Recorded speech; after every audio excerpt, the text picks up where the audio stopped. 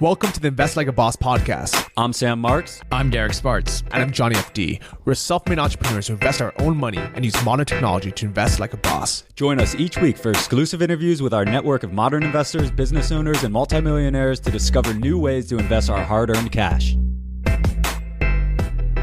Hey, bosses, and welcome to episode 293 of the Invest Like a Boss podcast. I'm sitting in Bangkok, and Sam, are you near me? I am, but given the scale of the city, and I know where you are near DMK Airport, we're probably about an hour away at the closest distance. Yeah, without traffic. So it would probably take literally hours just to meet up for dinner or something. I wanted to meet Chris for a quick bite, and we checked, how much effort that would be, and we are just like, what, forget it, guys. Let's just say goodbyes now. It takes me a lot. There has to be a big incentive in order to get out of my place and go anywhere in Bangkok these days, because you're always battling, so I've learned it's just better to stay indoors.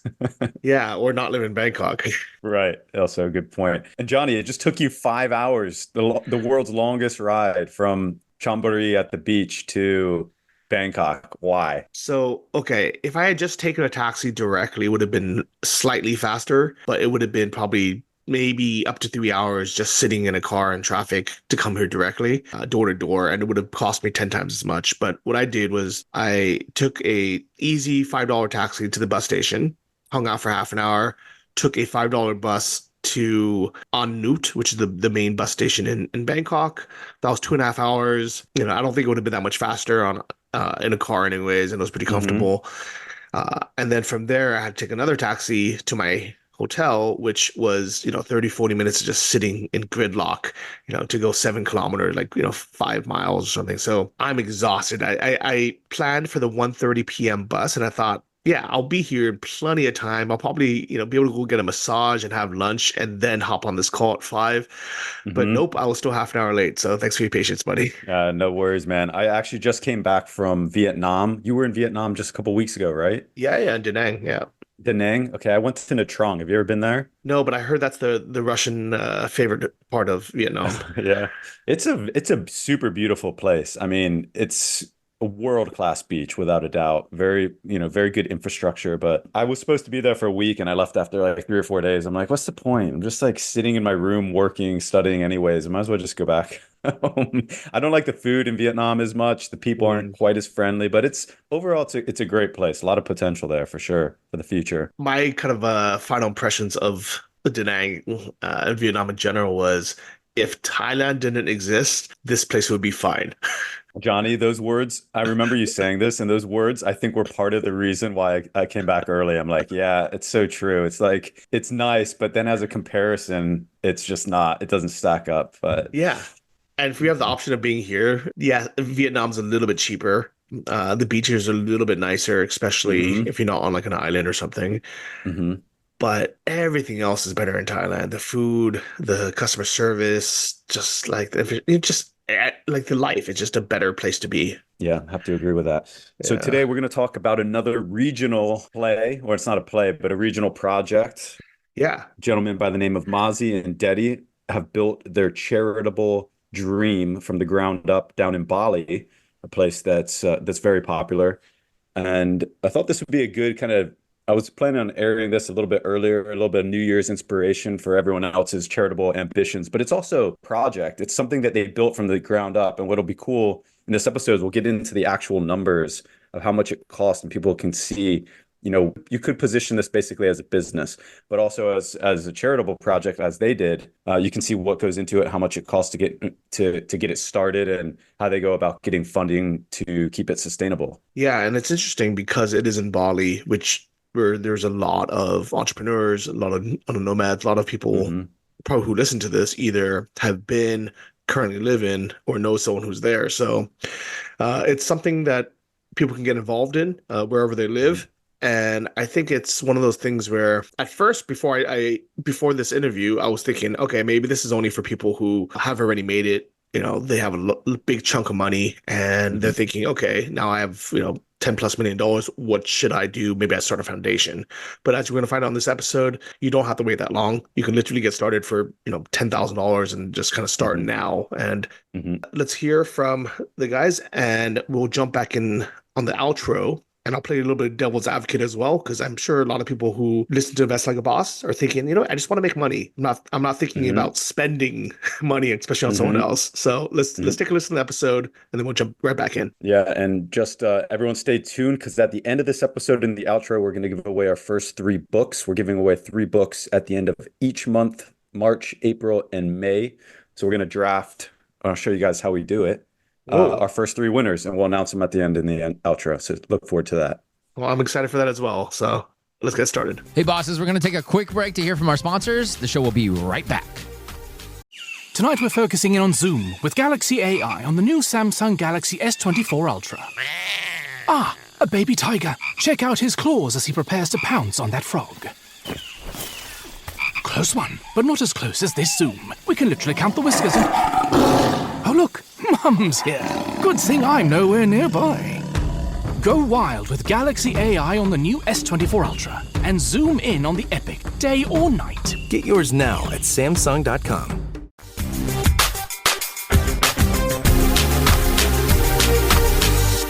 Mazi and Dedy, what a pleasure to have you guys on the show. Good morning to you in Bali. Yeah, thanks for having us on, Sam. It's been a long time. I've been listening to the show for 3-4 years since it's been going on, and finally we have a good opportunity to get on. 8 years, buddy. Thank you. 8 years. Time goes by fast. We're older than I anticipated. Even Dedy knows it's been going on for 8 years. Yeah, you could lump COVID into 1 year. That's why I think right. I've made that. That's what happened. It's a time warp. Yeah. Now we're not quite as young and youthful as we were looking in the original covers, but hey, we're getting more wise, and I'd like to say making less mistakes, but I don't know. This year might prove differently. You got to learn through those mistakes. We push them through. I just want to give the listeners kind of a big picture of what you guys have done, because I think it's important to capture the vision of what you guys have built, which to me is super inspiring at the beginning, and then go into kind of some of the details, because I don't want to miss the opportunity to paint the picture of what you guys put together and what I think is a really quick amount of time. I mean, Mazi, I remember when you were telling me, I don't know, it seemed like it was only a year ago, and you were telling me about a little fundraiser that you're doing to start a little after school project in Bali. And then it kind of was one ear out the other. I'm like, oh, Mazi's flirting with doing a charity idea. That's great. It's very inspiring, but I didn't think anything of it. And then must have been just 4 or 5 months later, you sent me a photo or a video, and it was of the cement foundation that had all been laid. And I was like, oh my gosh, this is not just some novel idea anymore. It's actually going forward. I was super impressed. And then we fast forward to where we are today. So maybe Dedy could start just giving us what have you built now? What's the name of it? Where is it located?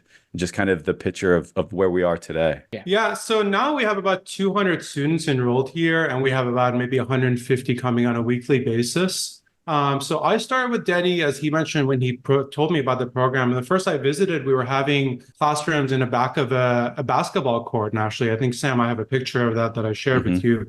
It's about 25 kids. And I told Dedy, the program was amazing, but there's dogs running around. This is Asia. And I knew rain would be coming down. I'm when we're ready to get a little bit further, let's do it. Let's find a place to do it. And Sam, you having lived in Asia, you know that I'm amazed about how fast things can happen here. I'm walking by a street, and 2 days later, there's a full-on coffee shop set up. The guy doesn't need to go and buy the most advanced equipment, but he'll go and buy a blender and espresso machine, and it's there. And I knew that that's possible to do in Asia. It's possible for us to have an impact right away. And then, yeah, we're going to break some things and make some mistakes and get them wrong. But the program has grown through that, through 3 kids initially. So when I came in, it was about maybe 20 kids, up to about 200 kids coming right now.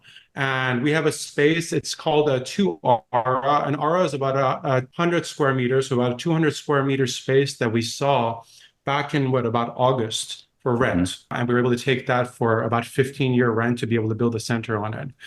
Dedy's aspiration originally was to get the building going in 2 months. And I kind of laughed at him, but the beauty that we were both right and wrong in some ways. The beauty is, it took a little bit longer. It took us about 5 months, but within 2 months, we had a roof on top of here and we were holding classes. And there's some pictures of that I showed with you, like, with a dirt floor, with the cement still exposed.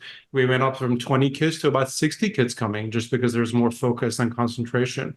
And the programs that we're running here, we are a learning center because we don't want to compete with the educational system here, but we want to add to it. So we run programs based on English first because we realized having English allows kids to have a different level of exposure into careers and mindset that from things around them. And from them, we kind of give them the opportunity of different careers that exist. For me, that's a big passion of mine to know the things that people can do and give them those things. Like, I'm a product manager. It's a role that I didn't know that existed until I was about maybe 23, 24. And for kids to learn these things outside of hospitality, farming, and shopkeeping, it's incredible. So yeah, the program is to go from English into life skills, into entrepreneurship, and basically allowing kids to kind of take that confidence to know that they could do all these other things. Well, maybe we can talk a little bit about the building. I mean, that for me is like what really brought the project to life. How did that go about, like in terms of build versus lease? You guys built like a school from the ground up. So that's when I saw like that coming to life, I'm like, wow, like this isn't like some small little operation or idea. Like this is like legit, creation. Basically took land and built the building. So how was that decision made? And maybe you can also paint the picture of like what the actual facility looks like right now. Yeah, so the longer term lease model is actually a common model in Indonesia for businesses and for foreigners specifically. Non-Indonesians are not allowed to own land, and for an organization to own land, it's still a lot more hoops to jump. So because of that, also being tropics, buildings are built to last a certain number of years. So it's rather common to be able to do that. Honestly, if we were looking for what's called freehold land, A, we would have never been able to afford a space to do it. And B, we would still be looking 6 months later to be able to find it. But this area, the owner of this land actually knew that a school would bring community here and would bring positive impact. So they gave us a very, very good deal. We're actually happy to share the cost of it with you. Dedy, I believe the way that the cost is done is per ARA, which is per 100 square meters per year here, which I believe our cost was 8 million per ARA per year. 8 million Indonesian is about 500 US dollars. So our cost is about $1,000 per year for the lease here. For the land. Plain land, which is pretty low. So that's about less than $100 a month. I can't even comprehend how that's a filing fee in the USA, like. Yeah, it's true. I mean, it wouldn't even get you started. You're renting the land. I mean, it's in Bali. I don't know too much about Bali. I've seen photos of it. It looks like a nice area. So you're renting the land for $1,000 a year. Is that right? Yeah, a 200 square meter land. For comparison, if we were to go to tourist areas, the land would probably be about 4 to 5x the price that it is where we are. We are about maybe 15 to 20 minutes outside the tourist area, which also allows us to get into the community kids.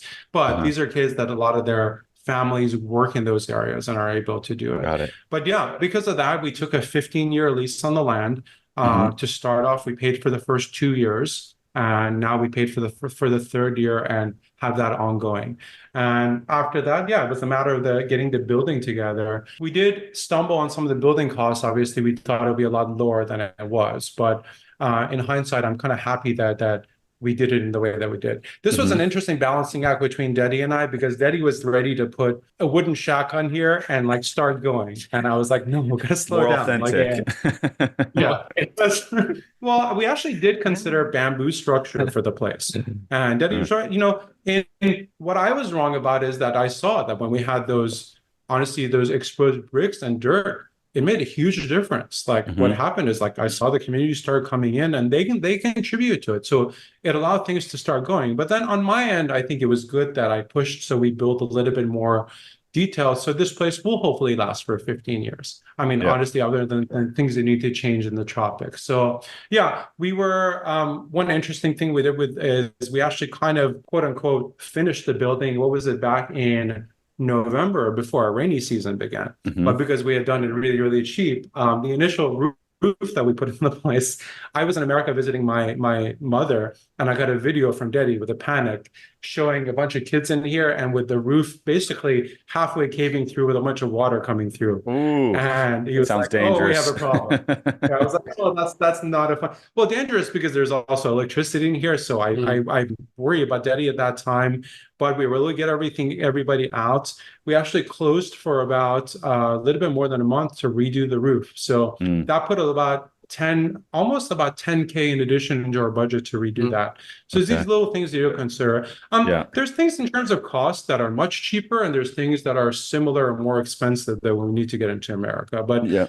my biggest takeaway is when you get the momentum going, things come. So give us a visual walkthrough of the place. I mean, not on camera, but just paint the picture for listeners of like how many rooms it is, how are you guys set up, what are different facilities or amenities? Certainly, Sam. So there are 3 rooms. So the first one we dedicated for like English Hmm. class, and then the second one, entrepreneurship, where we teach these kids about the concept of being a business owner or an entrepreneur. Hmm. And the last one is computer labs. So the last one, the one that we actually use right now, it's a computer labs where at the moment we have 15 laptops combined with also computers. Maybe you want to a little bit speak more about the. Yeah. So initially we were planning on having one classroom and a little outdoor play space. But actually, as we saw more kids coming, we saw that beyond about, I would say, 30 kids, we get chaos. So Mhm. it was hard to get them to pay attention. So at that time, we divided it into 3 smaller rooms. And right now, what we've done is we've divided the classes into different ages as well. So there's one for smaller kids, mainly 5 to 10, and one about 10 to 15. And then when there's older kids, we have smaller rooms, breakouts with them in the computer labs, and teach them things that are a little bit more practical life skills. So there's 3 rooms in the school, and we have gladly, because there's room to grow, because the community's there, we leased one more aura behind the school, just because the prices go up astronomically here.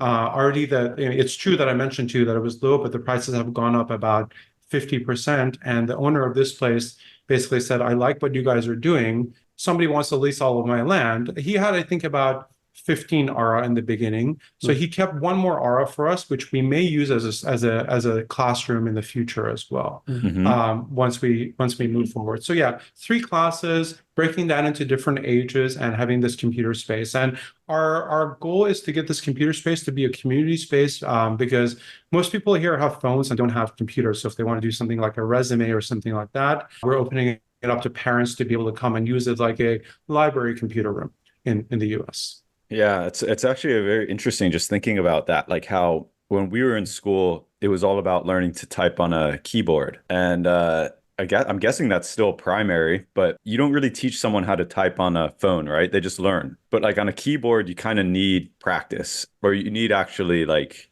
dedicated time trying to learn how to type. I think with like a phone, you just kind of naturally like figure it out somehow. I don't know. So I guess kids in that area and parents know how to type quickly on a phone, but if you put them in front of a computer, it's like it's day one, right? With just one finger going around like ding, ding, ding, ding. Yeah, But moving them past the chopsticks, like yeah, of doing it. But right. it's interesting the level of these kids. Some of them pick up things so incredibly fast. I was teaching in Excel and budgeting class, and in some it was a little bit challenging for me to teach some elements. And then one of the kids in here, granted he was a little older, he was 17, was basically done with my study plan in the first 5 minutes of the class. So I said, let's do this. We're going to do a budget for the year. We're going to multiply. We're going to look at what's going to happen if you need to double a certain cost. And within 10 minutes, he's like, okay, here it is. What else do I do? I was like, well, How old was this kid? He was 17. 17, okay. Because I was gonna say I never learned this. I never had that class in school. I never learned any like budgeting or anything like that in high school. I was trying to make my goal was to make Excel kind of accessible and make it make sense. So it was basically saying how much do your parents spend when they go to the bazaar to buy food and things like that, rather than just multiplying big tables. I mean, my challenge is I'm not a teacher. My family, I have teacher background, but like I have to put myself in the mindset of like a much younger kid. It's like, Sam, I'm very, very patient at times, and other times I can lose my patience very, very quickly. So it's a balance of having to bring that, and it's teaching me that as well. But Dedy has been a great model teacher, and one of the things that we're doing is honestly one of our challenges is to bring more quality teachers in, because we realize we need the teachers for the kids to be able to really pay attention. So the magic number we put is about 30 teachers or 30 students per teacher for what we want to go forward. And the interesting thing is, as we mentioned, cost of qualified labor is actually really, really cheap here. So for us to be able to bring teachers part-time here, the cost is what, Dedy, about 6 million per month? 3 million part-time. So which 3 million is about $200 per month. Okay. Part-time for teachers. The very, very low cost in terms of the things that we can do. So because of that, we try to leverage those things that we could do more. So we realize, hey, I mean, our electricity cost is going to be the same. It's pretty high, but we could actually bring more teachers to bring more influence into this. And that's what we're doing. That's why we got that other land, for example, for some time to be able to build on that as well as a part of here. I think personally, and I think the listeners would be very interested in whatever costs or finances that you guys are comfortable sharing, just in terms of how much it costs to actually build this, get it stood up, and how much like operating costs look like? Yeah, I'm happy to give you a little bit of a breakdown. I will mention this stuff is on our Patreon if anybody wants to go and kind of dig deeper, and happy to talk with them about it. But our original cost for building and finishing the program was about 500 million Indonesian rupiahs, which is about $32,000. This was outside the computer lab. And once we actually finished, the final cost of the computer lab were about $42,000, or about, what was it? I think about 650 million IDR. So we went over budget about $12,000. But the great thing was, as we saw things keep going, I had people in terms of friends and family and larger generous donations come in to help. And we ran a fundraiser about a month ago at a fitness and wellness facility here, which brought a lot of the community to help as well. One thing I would say for people doing this kind of project and going forward is we were a little disheartened at some times where we had a hard time raising money outside of our friends and family. And when we talked to people who've run similar programs, they said, hey, you should really be ready to fund some of it for almost 3 years. And then let people see what you're doing, let them to get into a normal pattern, and then have things come in. So we've thought about what we could do in terms of bringing the community in. Our operating costs per month run about $1,500 right now. And a lot of that is into facility costs and kind of fixing some of the CapEx things. Like a funny anecdote is we built a place with a certain number of air conditioning, and we were standing here. We're like, well, it's cool. This feels nice. And then the Sunday came when 130 students came into the room. And, we didn't think about 130 people breathing in and out and adding into that. Wow. So that was a funny moment where like Dedy is teaching on top, sweating, and like I have pictures of me sweating and like in a bad way. So we were able to get that, it's things like that we improved. So that, the roof, some of the things. We did have a large anonymous donor for our computer lab, which really, really helped to be able to bring that in. That's great. And now our goal is sustainability. Our goal is to get in a place where we could run it at a lower per student per month cost, and to be able to have enough come in from donors to be able to have the place run by itself. So our cost per student when we started was about 200,000 Indonesian rupiahs, which is about $15 or $16. And right now, with additional students, we brought that cost down to about $11 per student per month, which we're happy with. And we know there's more we could do to bring it down to almost $7 per month. So our only increasing cost right now, until we run out of space, is going to be teachers. So once we are able to add that, we can kind of keep bringing that cost down, because it does. I'm a little bit not surprised, but like as we kind of do things, the cost of running a lot of things around like electricity, paying for the organization, garbage, internet, this stuff does add up, and it's a large chunk of it. So now we're like, okay, we have the center, we have the place. Now we want to be able to bring more people to be able to take from that. But if there's anybody that's interested in doing this into their communities, we are more than happy to talk with them about it.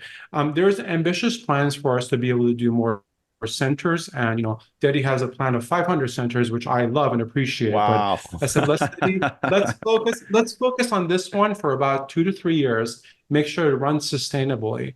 And then at that point, we move on and open up additional centers. But Wow. there is a hunger of it in here for sure. And we see the impact that it's making. Beautiful, beautiful, beautiful.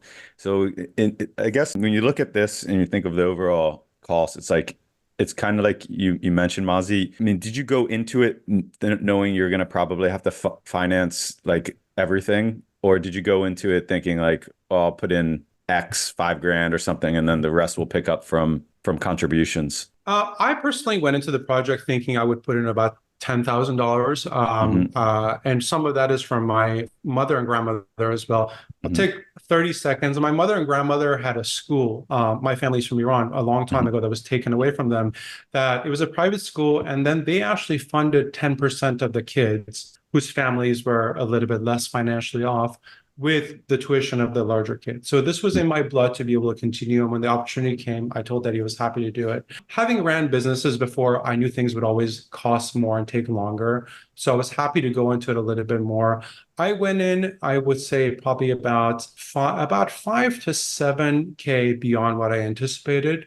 But I was very, very happy to do that because I saw the impact of what was happening. And the best thing, as I mentioned, is that larger people that were kind of that knew once we had the center running when they came and visited. There's a few people, this is another thing I would say, is that they came in and said, look, I like what you guys are doing. You're new, so I don't know if you're going to be able to do it long term, but you've put in your own money.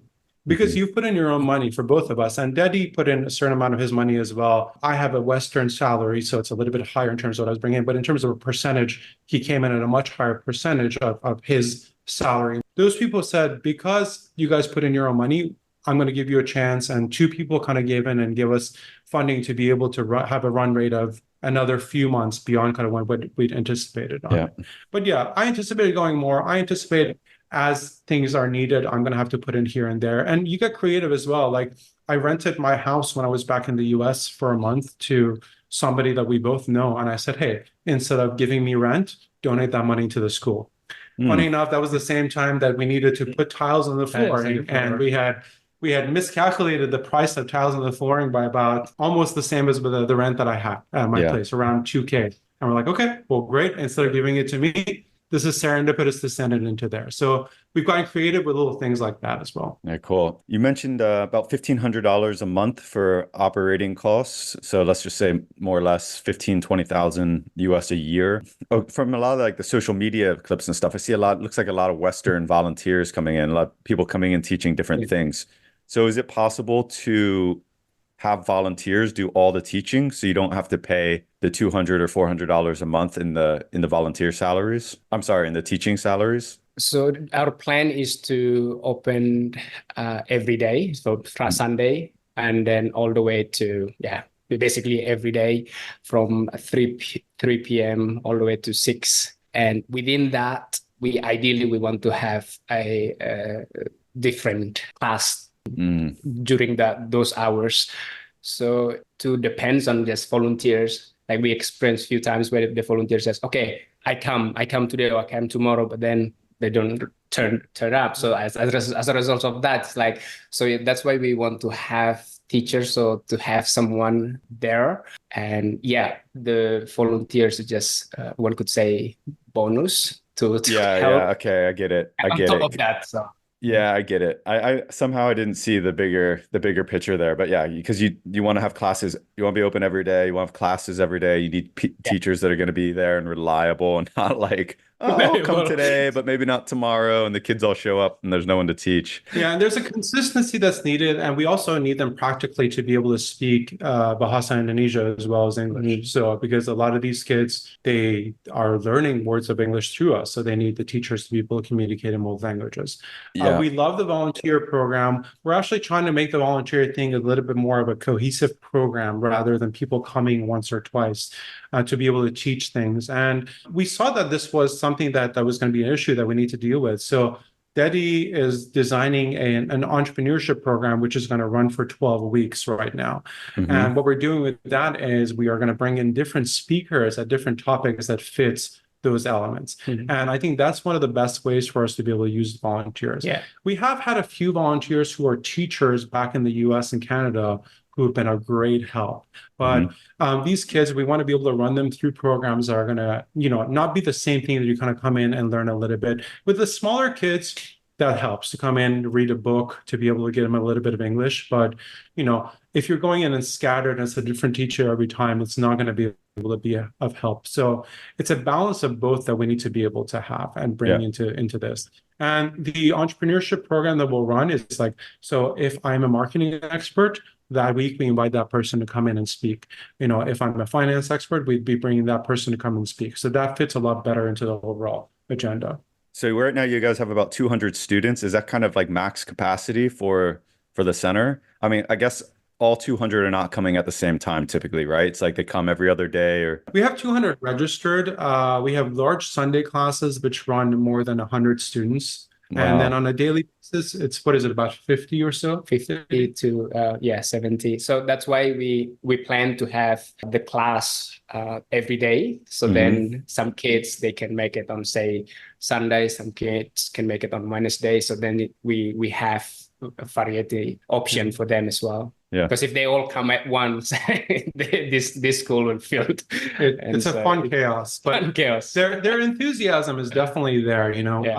We start the classes around 4:35 officially, but they start showing up here an hour early and ready. Yeah. The beauty is that it's not because of their parents wanted them to come, and also it's not because of us wanted them to come, but it's kind of like the motivation comes from them. So then it's not really hard work from our side. We just okay, here's the structure, here's the curriculum, learn this, and they just in it.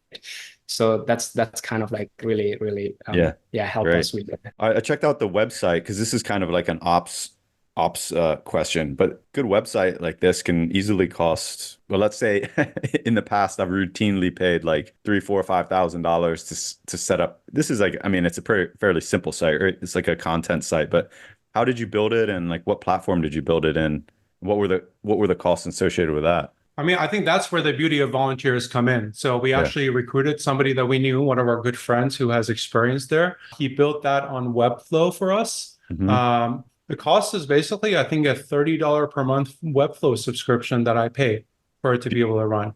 And that website served us well. We've outgrown it. So I think we moved a lot of this stuff to our Patreon and Instagram. We're redoing that because it was still about building the school, and now the school is built. But yeah, it was another one of those classic things where we could wait for a month and spend $1,000 to get it perfect, or get it going within a week. And I think we had the initial version of that up, honestly, in about 4 days. It's been improved and ran through. But it was an initial thing that we knew that we could get something that's going to impact us. And we did it in that way. It's about, in my mind, it's about being able to do things at the time that they're going to be able to make the best impact. If I could speak, I listened to your episode about retirement, I think about a week ago. I'm not sure how the timing of these run, but there was the idea at a later time, if your net worth grows into a certain amount, you could put that money into charities and things that you want. I read the book Die with Zero about a year ago, which had a huge impact on me in terms of this idea that, hey, even though your money is going to grow, your contribution to those charities is going to grow as much. What those things, when the time that those places need that money most is now. So even if it's a smaller amount that you could be able to put into operations, go ahead and do it. And seeing that with these kids definitely makes the most sense, because these kids are 5. By the time that I'm ready to give a significant portion of my net worth, these kids are going to be in their 30s. It's not going to have an impact on them anymore. So now it allows them hopefully to be in a better place, and then to move the future generations that they have in a better place as well. Yeah, I never really understood the mindset of make as much money as possible, accumulate it, die with it, and then when you die, it goes to charity, because you miss the whole point of charity work, which is impact during your life, but also the fruits that you get from it. It's beautiful. I think most people, once they start giving, they want to they want to be giving more full time or giving full time if they can. But if you wait until you're dead to do that, then you miss the whole beauty of it all along the way. Yeah, just to add on that, I really love the idea of giving starts the process of receiving. I've been reading the book called Cash Flow Quadrant by Robert Kiyosaki, kind of like change the way I look at the money and the way I look at investment and all that. So yeah, I'm with you there, Sam. Like it's the whole idea of giving. It's because that from that giving, it's actually this. It's not. I experienced that over and over in my life, like from where I came from and to where I am today is because just of that one thing I willingly give. I want to give not only things like back to the kids, but people that come in contact with me. I say, how can I give and how can I be of service? So this is what values that I want to embed it into these kids as well. It's like when you go to the marketplace, my friend, they don't care. They don't care whether you're black, white, orange. What they care is that the value that you create, and the value that you create, it comes from that mentality of giving. So that's kind of like where I want to start the whole process. And with regards to like the giving and the contributions, a couple questions on that. Is the local community being supportive at all with like resource and or like funding? And what other ways are you guys, let's say, finding like Patreons or regular contributors to kind of cover this? I mean, I assume the initial goal is to be able to break even on your ops cost and then hopefully be able to have a surplus on top of that to expand operations either at this center or additional centers to like Dedy's goal of 500 centers. So when we started this, we knew that we're going to have to run it through by ourselves for a little bit. And we tried actually to go to the local community. And I mean, there's a lot of hospitality businesses here and to have support. And I wouldn't say that we were shut down, but it was actually much harder than we anticipated in the beginning. For anybody doing something similar, I would say in the beginning, honestly, to try to focus not only on friends and family, but on larger people who can make an impact. We know that there's a balance needed on that. You know, we would love to have more people on Patreon and making smaller contributions to us just because they could help us spread the word. But to be for honest, it's easier to bring in some larger donors versus some smaller donors, just probably because there's a little bit more income elasticity for people there as well. But we're going to continue this balance of all of it because we want this to be a part of the community. We ran a fundraiser that when we found it hard for people to actually give us money in terms of businesses, what we did is we actually set it up as a donation and a silent auction for them to give their services. So we had some spas donate spa packages. We had a few hotels donate rooms. We had people, this is Bali, so we had people donate Reiki and like yoga classes. And we got very creative with that. And then we had all of those in a large auction. And we were able to do quite well with that. It's one of those things, though, that we can't do more than probably once a year, maximum twice, but at once. But it allowed us to also have a contact into all those businesses to be able to go to them and showcase the stuff that we've done. So our goal is a balance of all this to larger donors, which I know in the beginning, those are the ones that are going to take us a little bit further. Patreons and people who are going to be our smaller supporters, which we're very, very happy and lucky to have. And then local businesses and in terms of these larger events that we could have on a yearly basis. So that's the goal that we want to try to drive in terms of operational sustainability. It may take us a little bit of time to get there, but it's okay because the mission is good and we see the impact that's being. And Mazi, you just keep bankrolling. Just keep renting out your properties. Live under a coconut tree. Yeah. We were able to do as much as we can in terms of that in Bali. So Bali has been a good home, and this space has been a great community. So the chance to do it is a privilege. I'm very, very happy to do that. I wish I was better at teaching classes as I am in terms of the business side of it, but we'll get there too. I will never forget the first video that you sent me of the project. And I don't even know if there was a roof on. Maybe there was a roof on, but for sure it was just a cement structure that was new. And I think Mazi was like walking in and I'm like, oh, cool, look at this. And all of a sudden he walks in and it's already like overflowing with kids. I'm like, what? They haven't even finished it.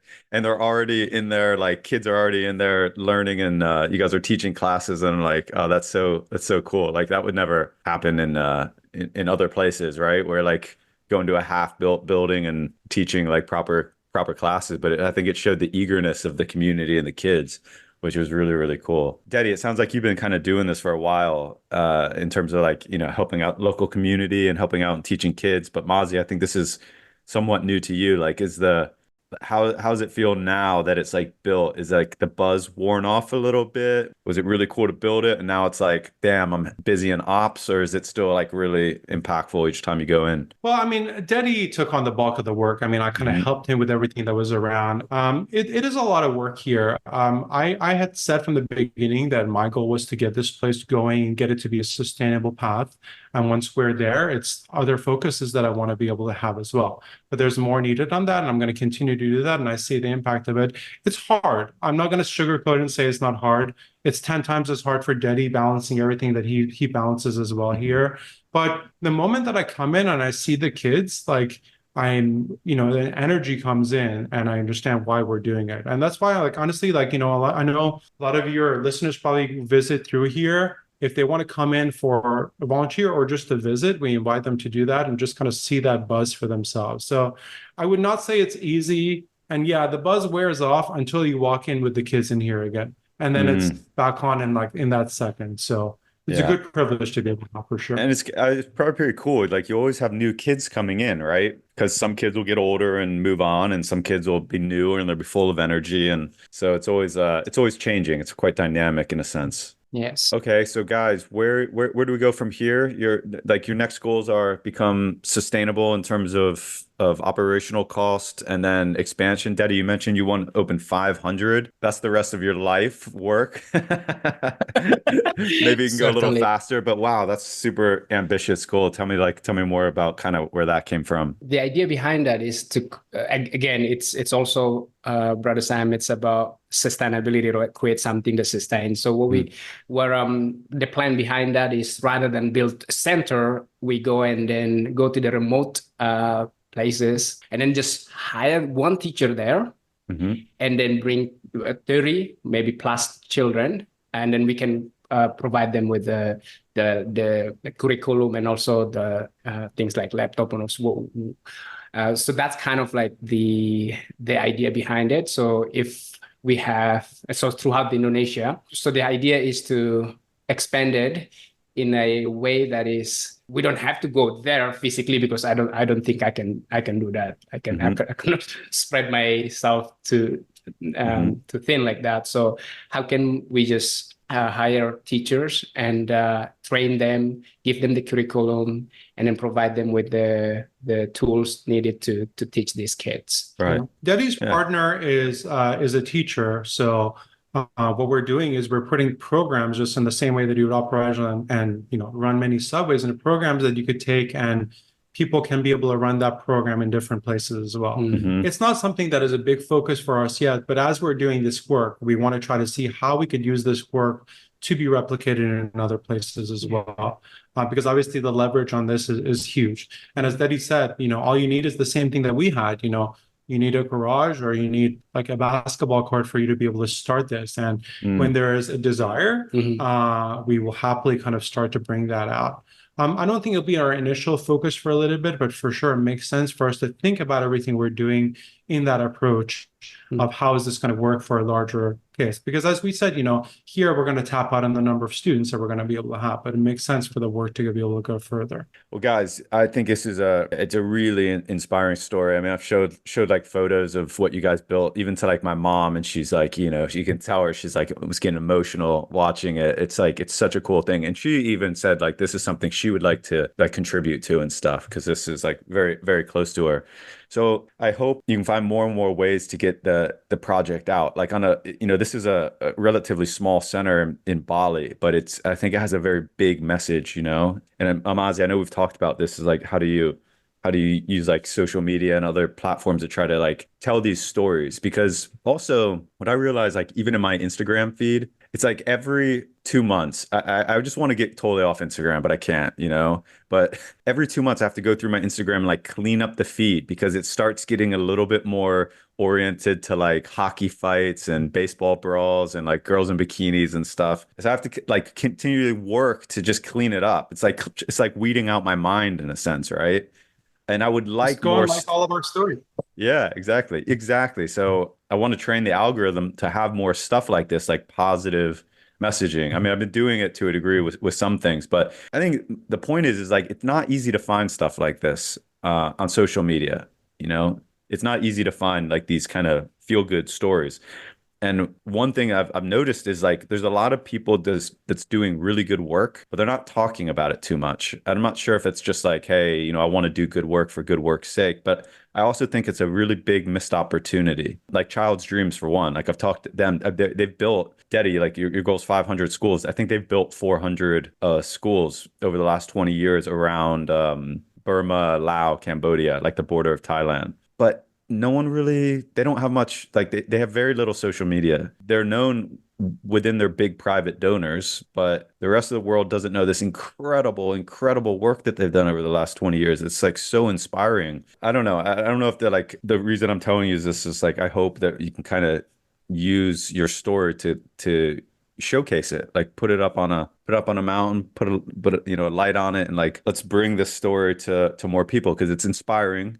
It's something that you guys built off something that I think is within reach and manageable, like a budget that's within reach and manageable for most people listening to this show. That's why I wanted to be sure to bring it to the listeners because I think it's something that everyone can take something from. Right? Hats off to you guys on the really good work, inspiring work. Also, on behalf of the iLab community, we'll make a small pledge, but hopefully it's helpful for you guys. So based on the needs that I know that you guys have, we're going to contribute one new computer for whatever you guys want. If you want it for administrative use or for the kids, it can be a Mac, it can be a Dell, whatever you guys want.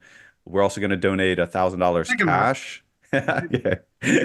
Also $1,000 cash. And I'll join the Patreon just to make sure that you guys have some reoccurring revenue coming in. And, we have a Patreon group also. And whenever I see a good Patreon, I like to join to pay it forward. It's like, when you work in a restaurant, you always take care of the restaurant staff a little bit better, right? So like when we have a Patreon group, we're always on lookouts to kind of support other Patreon groups because we know how important it is to have a little bit of that consistent money coming in each month that you can rely on. So that's really amazing and very appreciative, Sam. I mean, that's basically a month of operating costs for us. So it definitely helps things to move forward. And that's the way we're doing it right now is we're not, I wouldn't say we're thinking about the next month, but we are thinking about the next few months and making sure that we move that ball a little bit forward. So your contribution definitely takes us much further and much appreciated. And also knowing that you believe in us and the work that we're doing.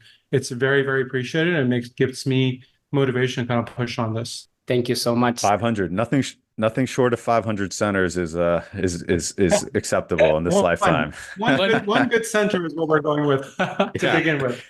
Where do you guys want to point people to take a look? I mean, I know you have Instagram and your website looks great. Where else? Is there anything else that people should look into? I would put the first focus on our Patreon and our Instagram. We're updating the Instagram most regularly. The website we're going to redo kind of to take some of the things from the finished school and to be able to do it.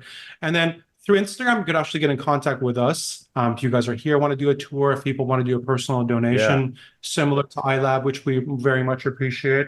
Those are the best places on it. The point that you made earlier, Sam, is doing the social media and the marketing of this is almost a full-time job on top of the things that, and Dedy and I both run our day jobs, do a part of this, and then Dedy, God bless him, does that part as well, but it's a lot of work. So we've thought about hiring somebody to do that. We actually did hire somebody, but it was hard to get them to be the right focus on it. So we've opened that room up again. So this idea of bringing more exposure is something that we definitely understand as a pain point, is something that we could grow on. So doing things like this with you and your support definitely helps. And we want to learn those things to do it. So I know you have a passion for bringing exposure into things like this, and it's something that I'm happy to kind of talk with you about. But yeah, our Instagram is Peduli Learning Center.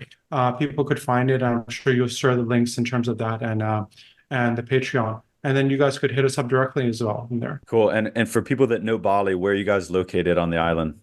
So we are about a 15-minute drive north of Canggu, north of Barawa. If people are familiar, Canggu is kind of where most of the expats are settling right now. Canggu is kind of also the very, very hip expat area.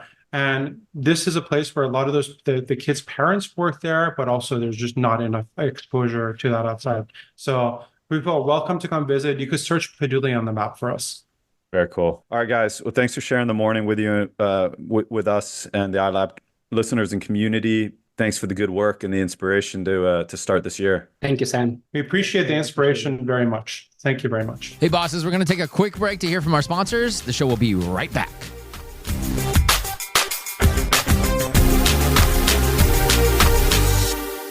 Sam, I have to say, I'm actually very, very impressed, especially the fact that I watched, I looked at the videos and looked at the photos of it being built from nothing, knowing how Mhm. cheap that land is, and then actually seeing, a working school.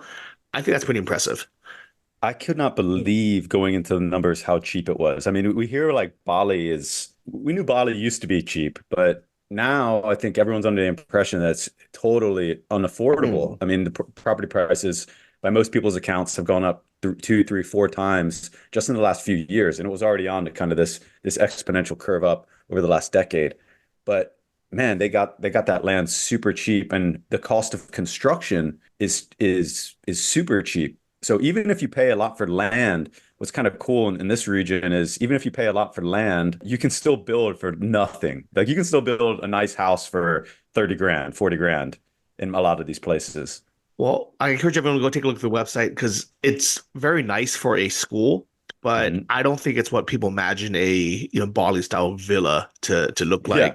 like. Do you know how much Kevin spent on his? Kevin spent on his villa. Yeah. I think he bought it for something in a range of 600 or 700, and then I think he put in another 300 or 400. It's probably tripled in value already. So I mean, you mean thousands? So it's like $1 Yeah, million yeah, he put in now. Wow. Okay. yeah, yeah. So I think that's the type of property most people are thinking of. This Mhm. is, very nice, but it's definitely more basic and it's definitely outside of the tourist area. But you're right that, if you want to be outside of Canggu Beach or in Ubud, outside of the tourist areas, there still are lots of local places. And especially if you're doing something good like this, that's how they got the good deal. But I can Mhm. imagine that if people start trying to gentrify these areas and building their tourist villas there, they're going to try to raise the prices on you. Yeah, for sure. Well, Johnny, there's always a quote that I like to go back to that was by a very famous guy, Leo Tolstoy, and he quoted a quiet, secluded life in the country. And this is actually a reflection on his life when he was an older guy, and he had lived through so much. He'd like been through communist Russia, very poor, made it big as like a writer, got very famous, and lived in kind of poverty, but also riches in the city and outside the city. And he was reflecting on life, and he quoted, "A quiet, secluded life in the country with the possibility of being useful to people to whom it is easy to do good and who are not accustomed to have it done to them. Then work with one hopes may be of some use. Then rest, nature, books, music, love for one's neighbor. Such is my idea of happiness." So that's kind of what he wrote as a reflection of his life. And the first half of that is all about just being in a place where it's possible to do good and people are appreciative. And I know, I mean, you just went through kind of this multi-year chapter of your life in war-torn Ukraine, but you were involved there a lot in all types of projects, from just like helping clean up trash and stuff to delivering bread.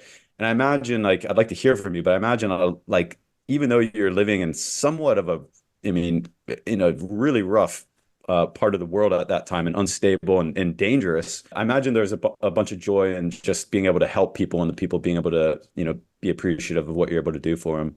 Yeah, absolutely. And I think whenever people say, "Oh, you should do charity just to do charity or donate just to donate," I actually don't think that. I don't think that's the way to do it. I think people should give, and whether it's money or time, to things that they have connection with.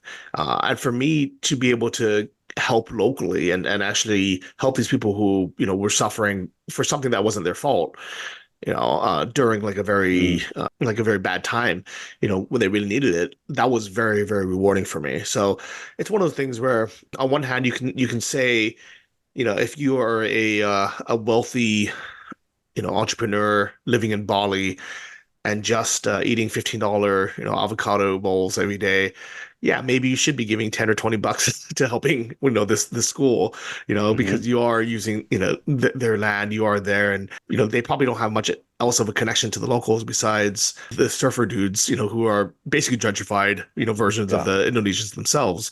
But one would ask that, that play to play devil's advocate a little bit is why is it up to us as the foreigners to do this when Bali brings in so much money and so much, tax revenue from all these luxury hotels and villas, you know, is it, and Indonesia, I just looked it up. It's really, really high on the corruption index, and I wonder if there's these big wigs sitting in in the office saying, aha, screw these kids, these poor kids. The foreigners will build the schools. Why should we do it? Yeah. Well, it's kind of always the game in the world is waiting for someone else to do it. We just got to kind of do good where we can. I thought it was really interesting to compare like what they've built is it's such a cool thing that they're able to go in and enjoy each day.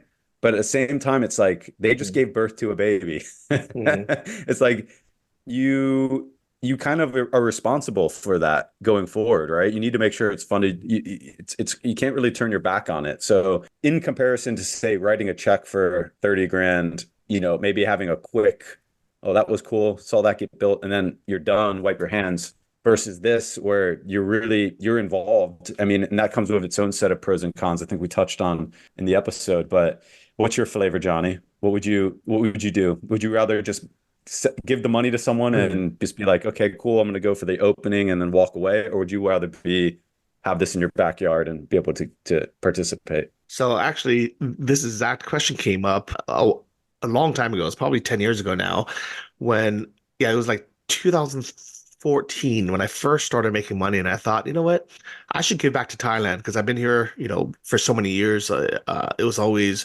such a big part of my life. And I saw there was a foreign couple, or she's Canadian and he's Thai, and they wanted to open a Muay Thai school in Isan. And it wasn't just going to be for Muay Thai. It was going to, literally going to be like a little learning center. So very, very similar to these guys are doing in Bali, but instead of IT, it's Muay Thai based, with other social skills.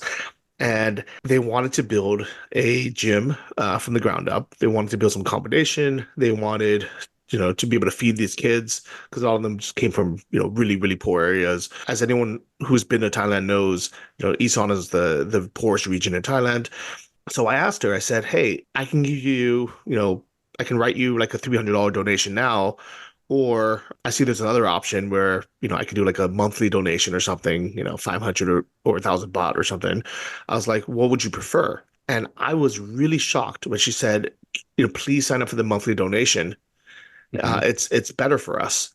And I said, like, how is that better? It would take you over a year to get, that same amount of money. Wouldn't you rather just have it now?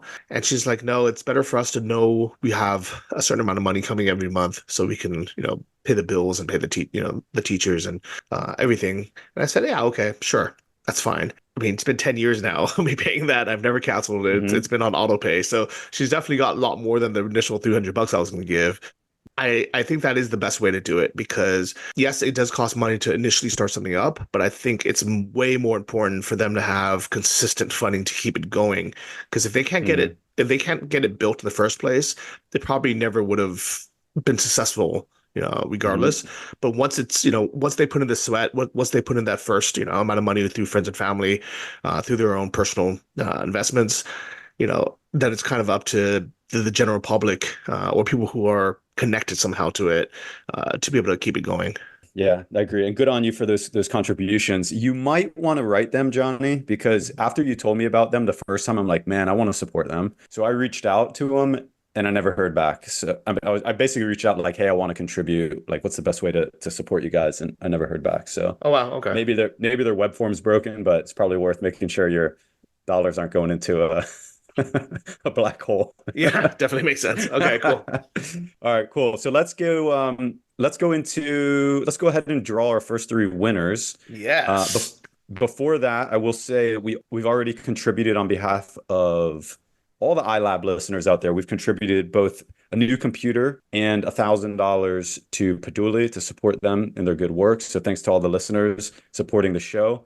And we're paying it forward. So now into the listeners. So here's what we're doing, guys. We're going to draw random numbers. I found this thing on Google. Basically, pick a random number between 1 and 2 type of thing.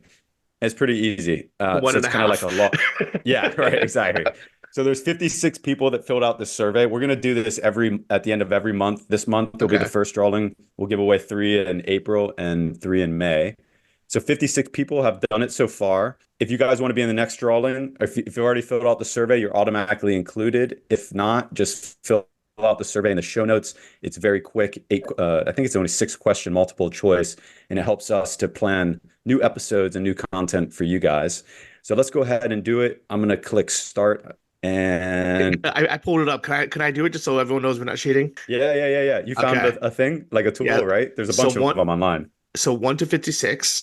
1 to 56. I'm gonna click generate, and number 52. Who's that? 52. Okay, 52 is Joe Derek Connolly. Sparks. No. No, Derek's number 1. He's the first one to fill it out. Yeah. Okay. Joe Connolly. Okay, Joe, thanks for filling out the survey. We'll connect with you. We'll just pull the other 2, and then I'll tell them.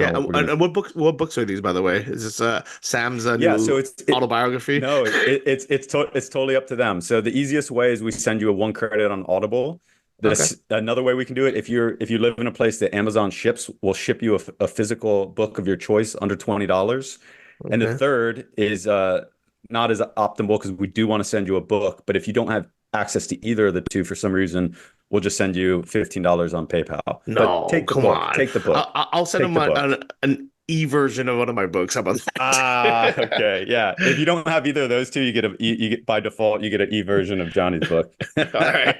Okay, so let's draw number 2. Yeah. Here we go. Number 43. 43. That sounds like Derek's mom. Elijah Henry. All right, Elijah Henry. Number 43. Last but not least, number 30. Number 30. That's going to be a good one. I know it. Who's lucky number 30? That is David Welpton. Okay. David Welpton, you're getting a free book. So those 3 people, we will reach out by emails, assuming we have your email. And we'll arrange to start thinking about whatever book you want us to send to you. And thanks for supporting us by filling out this survey. We've got some awesome data from this. We'll share the aggregate data also with everybody. And so everyone can see a little bit more of kind of our users' interest as a whole. Yeah, and awesome. And if anyone can't think of a book that they should be reading, definitely, Tony Robbins' Money Master the Game or his new kind of Unshakable variant. I would say that's definitely one of the must reads. Sam, is there something that you would throw out there? That's so funny you mentioned Tony Robbins, man, because I actually want to read his new book on stem cells and peptides. Yeah. That's going to be the next. I'm sure that's a big book to read. It's probably one of those 20-hour audios, but I learned so much from his Money Master the Game. I thank him indefinitely for writing that book. It basically launched the podcast for us. Yeah. So I think this will be the next one because now that we're closing in on our mid-ages or our mid-age, health and wellness is so important. So that book is called Life Force. I kind of want that as well. I might be filling out the survey to try to get myself to win. All right, you can fill it out twice with aliases, Johnny. We won't know. There you go. All right, thanks everyone for listening. Sam, thanks for hopping on. And fill out those surveys if you see them in your email, and maybe next episode or next month you'll be winning something yourself.